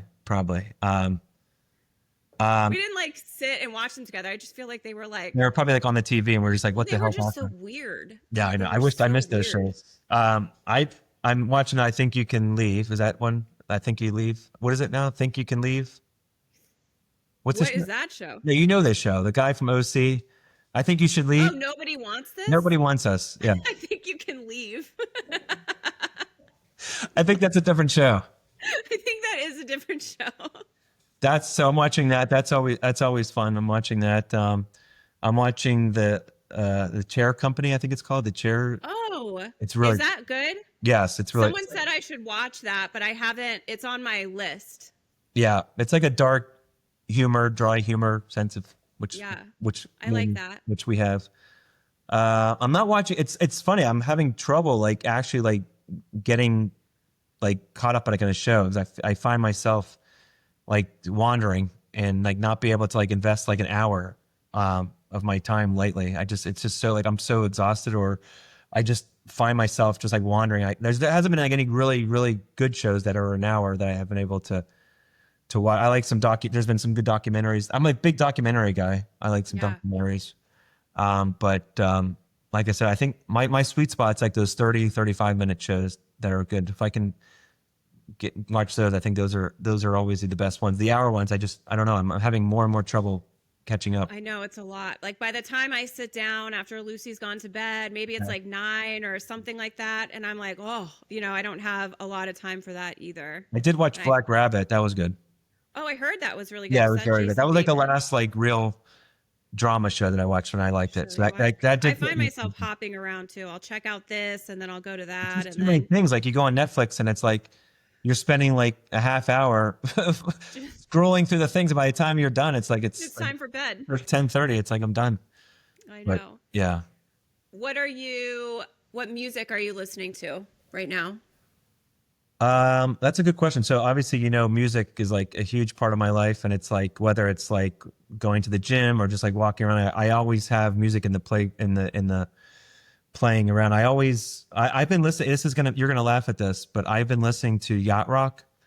What is so like yacht rock? like Steely Dan, like Chicago, like all those like late 70s, early 80s, like smooth, like smooth jazz rock. Yeah, it's like Christopher Cross, like almost like Steely Dan is like the essential yacht rock. And I don't know what it is. Like it's just like in the past couple of years, it just like perfectly Like it's just like no matter what, I can be going to the gym, I can be working out, I can be like it's just in the background. I always just play, and it seems like it's like a perfect soundtrack to everything, and it's just very positive, nothing crazy, but it's just like a nice little puts an extra beat in my step. So I've been listening to a lot of yacht rock, and then what else? I've been listening to some Tame Impala. Tame Impala has a new album out. It's like a trippy. I don't Uh, know that. yeah, they've been around for a while. I'm sure you've heard some popular songs, but I've also been listening to Sabrina Carpenter thanks to my kids. Oh yeah. And I actually like. I mean, there's some stuff I listen to like the K-pop, the Demon Hunters stuff, and I find myself like actually liking a lot of now it's such a cool time because my daughters are now like introducing me to music, and like 99% of it is like shit, but there is Right. like some stuff that's like catchy, like that I'm The like K-pop Demon Hunter, the yeah, it's Huntrix like actually songs really are good. catchy. Yeah, like all that stuff is like I think it's They get into super your good. Yeah, brain, and then the next thing I know, after I drop her off, I'm still listening to yeah. it. And I'm There's like, this I'm one halfway song. home. What's that one song I keep singing? It's like Golden. yeah Gucci Oh, oh, Gucci. APT. Yeah, Alpha. Yeah, Uh, I was in the movie theaters with Lucy and my family, and we went to see Gabby's Dollhouse, like the yeah, movie. yeah. And they used that song in the beginning, and there were two little girls sitting next to me. There must be a dance. Oh, You probably really? know Just better put me down for to that. that, like a choreographed like Yeah. TikTok dance. Every time that song came on, I TikTok, don't even TikTok. know. I Yeah, I know what they they freaked out and got up out of their seats and started doing the dance. And I thought, oh, that must be like a thing. But they looked young, and I thought, I know it's whoa, well that's like a lot. Yeah, they're all like if you see like a girl like between like 9 and 15, they're doing they're always like everything. doing this like no matter like where you are like just They're voguing. They yeah. don't know it, but I they're don't know. voguing. I find myself going back to like a lot of the classic. Like I've been listening to like a lot of the 90s. I don't know. I'm just like in a nostalgic mode. I've been listening to a lot of like the 90s. You introduced me to like you were big on Incubus Yeah, and yeah, like Silverchair. I still yeah, remember that song. yeah. I mean those are like And the cool. Santigold. Do you remember when Yeah, I you love were sound. like really big? Yeah, yeah. Um, yeah, I mean, I like everything, but I mean, I just find myself Yacht rock. yacht rock Now is we've the evolved to major, yacht rock. but yacht rock is That's the comfort that's like zone my of music. comfort like go to is yacht rock. So Okay. put that on the teaser. Are you reading anything or listening to anything? Um, not reading too much, listening. I've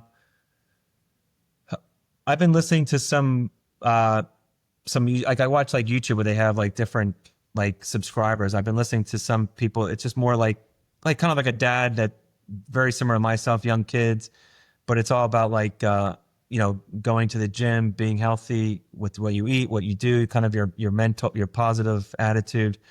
So I'm all about just kind of like in that space, like trying to make myself better and evolving and anything like dealing with fitness. I've been following, but I wouldn't say anything specific in terms of reading. But just trying to find anything that can be positive, like a positive mindset and being physically fit. I'm trying to, I find myself gravitating towards that. So, like I said, if you have any good books, let me know. I don't have any good books. I've been reading, well, none that I think you'd want to read. I've been listening to a lot of podcasts also, and I find myself also gravitating towards health, like positive lifestyle Yeah. things. I find myself listening to that way more than anything I really used to listen to. I have been reading the like I thought it was like Game of Thrones, but it's like well, I guess Game of Thrones has a lot of sex in it too. I call it like dragon porn, these books. They're like those like I thought it was more like Game of Thrones, like fighting, but then there's like whole chapters where people are just like having sex and it's incredibly graphic. And I didn't realize it was going to be that way, but now I'm into it on the last book, so I'm just powering Well, through just to me. finish the I don't know if series. that's like a new thing or what, but Lee like reads like I don't know. She reads like $5 a month, $5 a month, and it's all these trashy, steamy novels, and it's just like It really caught on. crazy. I didn't mean to get caught up in the craze. I saw someone that I liked reading it and I was wanting to read more and I thought, "Oh, I'll check it out." And then I was like halfway through the first book and then I came upon it and I was already in. It's crazy. I mean, like, she reads the Kindle, They and make me blush. Like yeah. me. Well, that's good. It's hopefully maybe it improves your sex life with your husband, gives you a little extra step. Like, hey, Lee, want to try this? No, but I was Get read saying it has about to it. rub off a little bit. You know, after you read it, you kind of you're a little bit Right. jazzed up. But she starts crying. Like she'll like we'll be she'll like she reads her book or we'll be in the car and all of a sudden she'll start crying. I'm like, what's wrong? Like, are you okay? She's like, it was just a really sad chapter. I can't believe he like died or something. I'm like, oh my god. Like it's like part of like it intertwines like in our life. It's crazy. I think it's real. Yeah. Do you have any current hobbies at the moment? Yeah, my main hobby, well, I guess I have a hobby. So the big part, so I work from home most of the time, and with that, I'm able to be like going to the gym. I go to like one of these like huge gyms that have like a cafe, a sauna, a yoga, and I find myself, working out for an hour, but then I go to like this. I've been going to the sauna a lot, That's really good for you. which is awesome. Big into the sauna, big into like all that like steam room and all that wellness stuff. So doing that, I still play ice hockey. Been playing pickleball, tennis. Who isn't playing pickleball? I know it's like the new thing, but the shitty part is I'm very competitive, and there's like people who are like, oh, I play pickleball, and like they fucking suck. It's like and you come out here to just like I appreciate the effort, but it's just not fun. But going back, I don't know, going back to like the whole like village thing, like kind of like each one of those teams that I'm on, like I'm on a roller hockey team, I'm on an ice hockey team. I play tennis with individuals, and like those are like kind of like my village, those my people, because we're talking like we're like after like the game or before the game, like we're shooting the shit, we're talking. So it's almost feeding like that social. It's almost like feeding like me socially, but it's also like physically, it's feeding me as well. So it's pretty cool because it's like a lot of it's like a team sport, or I'm playing against like another friend of mine, which is kind of like our way of hanging out. So it kind of plays, it's kind of hitting on two cylinders there. That's great. Yeah, you've always been really active in sports. And when we lived together and you were gone for the night, I would sleep with your hockey stick under my bed. Really? Yeah. Well, Yeah. I don't. Yeah, it's probably the best way of protecting those people. Not a hockey stick. I would love to see you like take a hockey. Coming at someone in the middle of the night with a hockey stick. Yeah. What is the next trip you have planned? Good thing you asked. I just booked a trip. You did? Yeah. So we were with the kids. We always did like something like over winter break. We always did like maybe like on the Poconos or something more low key.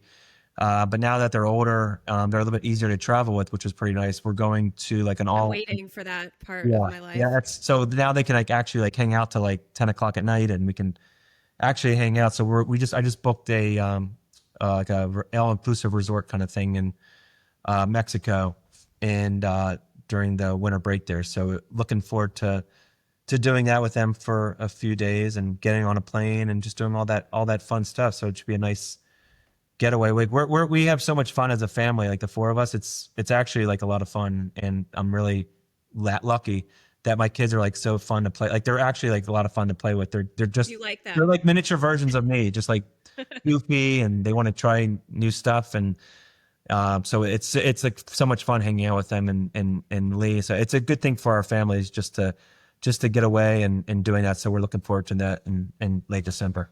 We both married someone named Lee. See, maybe I just thought of that. Maybe that's not a coincidence. That's funny.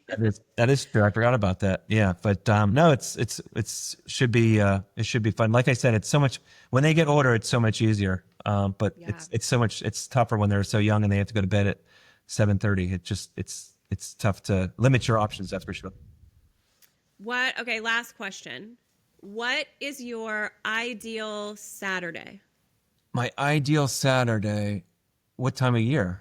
And obviously like around here it changes so much.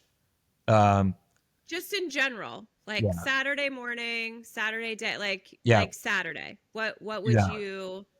What's like your Ideal perfect Saturday would Saturday? be waking up, obviously. That's a good start. That's a good start. It's another day. Waking up and then going to that gym, as I mentioned. There's just like a positive, such like an energy at this gym I go to, Lifetime, that everybody's like on the same page. And it's Sounds like a cult. yeah, it is kind of. It's a good cult. It's a good cult. There's no Kool-Aid, which is good. Only electrolytes. But it's just like getting like a really good workout in, like the whole like experience, like the workout and the sauna, getting good sweat in, playing basketball like early in the morning, and then coming back to the family, and then we go out somewhere. I'm not a person that can just stay inside, as you know. I'm very antsy. But a good time for me would be like going to, like, for instance, I just had a really good Saturday with the kids and Lee, like a couple weeks ago. We went out to like some kind of like fall festival. We went to like somewhere in the middle of like nowhere, Bucks County, like farmland, and we just went out and just like, we don't have like a specific plan, but we just like went on for like a voyage, and we don't know what we were expecting, but we just packed a bag of snacks and water, and like wherever it takes us, it takes us. And so we went out here, and then just like going out to like unique places, being out in the sun and trying new things, and eating is a big part of it. Like going to like a really good like lunch and trying like, a lot of good food around that area, and then coming back and making like a big dinner, like a collaborative dinner, like whether it's like, the girls are like helping peel potatoes and I'm cutting up something, and we make like a big family meal, and then we just kind of like sit around the table and talk about what we did during the day and what was funny, and just goof around and laugh around the dinner table, eating like a really good meal that maybe something we got from the farmer's market that day or something, but just something that bring us together, like a good meal, and then watching a good movie with popcorn and putting on the fire. Pretty simple. So Putting on the fire. I'm a big fire person. I I love, know so I have, you are very old yes, school. You are very old school, and yes, you appreciate that sort of very traditional yes, lifestyle and family. yeah. And you've always been like that. Well, I really think it's like simple thing. Like to me, like it's really simple things that make me happy. And like it's spending time with my family, being outside, working out, eating good food. Like it's really, to me, it's like very simple. Like I don't need a lot of things. I'm not super materialistic. I like nice things, but that kind of stuff doesn't bring me like true happiness. Like being true happiness is like just like what I explained to like my perfect Saturday is just being outside, listening to music, eating good food, being with my family, being active. I mean, I think it's very simple things that make me happy. And I think that's the secret, at least to me. I don't know what makes you happy and what drives you, but No, just, same. I think it's the connection, and it's the being around the people that we love, and just being able to spend uninterrupted time with them, being free. yeah. Yeah. I think it's just super important just to take care of the simple things, and being happy. But yeah, I am very traditional. I made a fire pit out here in my backyard. I did that a couple years ago, but that's a big hit when it's like the perfect temperature, like 55, and Yeah. it's, I do miss the seasons out yeah, here. yeah. So We like, don't have that. yeah, it's just like, I mean, right now it's beautiful with like the different colored leaves, and you can kind of smell like a little bit of the fire, and it's awesome. Right now is a perfect time here Yeah. in Pennsylvania. But yeah, it's good stuff. Well, thank you for answering those questions. I Like, think it huh? just helps What's me my know like grade? what you're doing, Did what I you're get doing right now. did I get a good grade? You Or did. You got an A plus plus. good, good.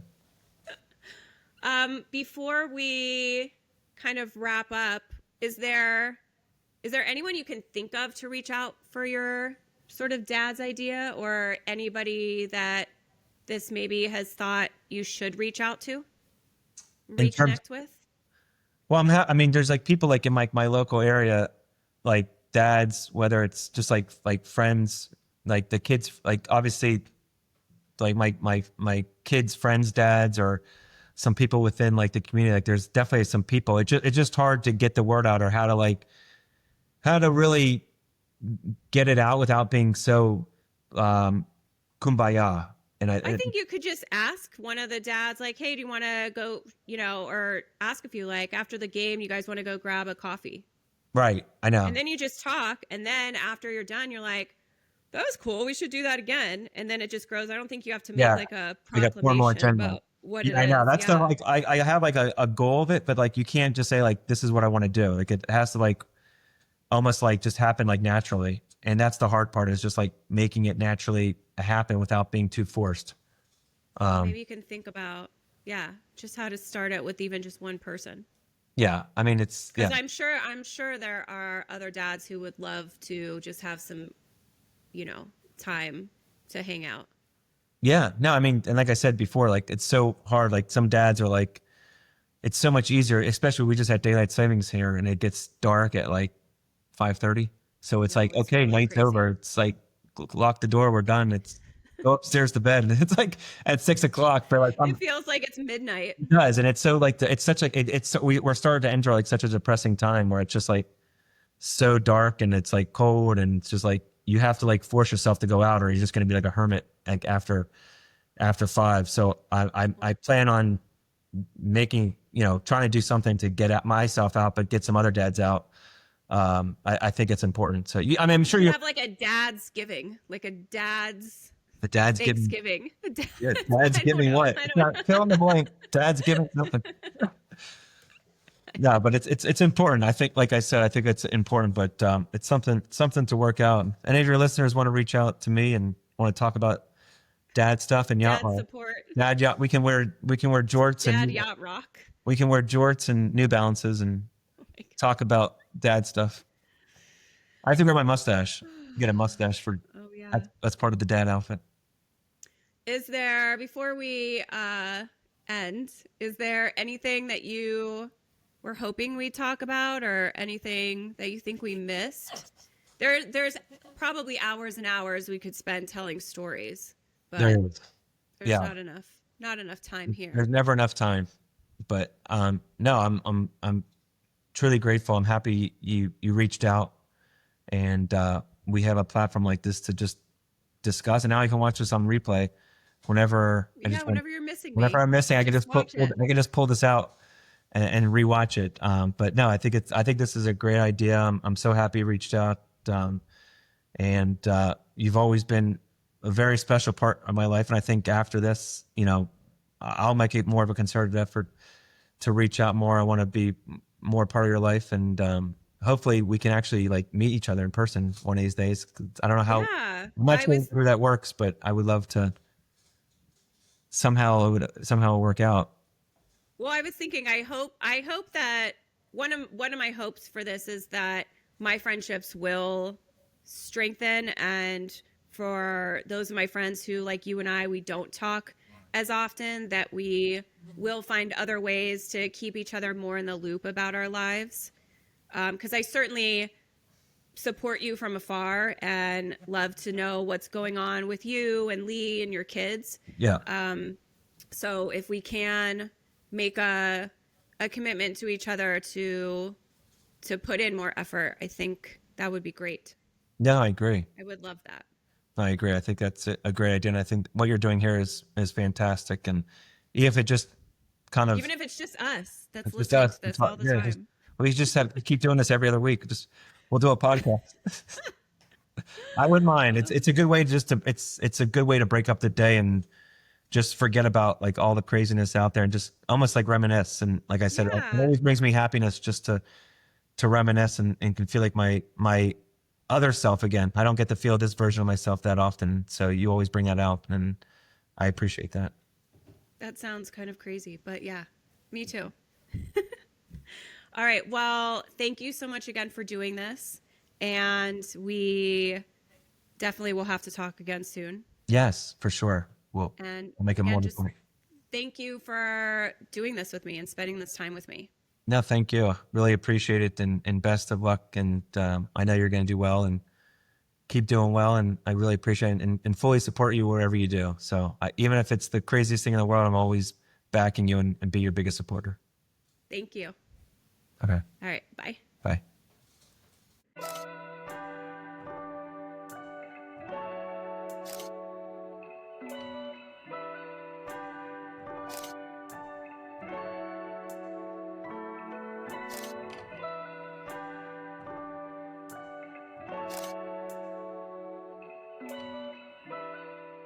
If this episode inspired you to reach out to someone or make a new connection, we would love to hear about it. Please send us a message or drop us a comment on our Instagram at Village in Progress Podcast, or you can drop a comment on our YouTube channel at Village in Progress Pod. And if you would like to hear more of our episodes, please subscribe on YouTube, follow us on Instagram, and subscribe and follow wherever you listen and watch.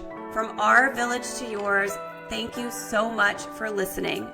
Keep connecting, growing, and let's build something meaningful together. Talk to you next week.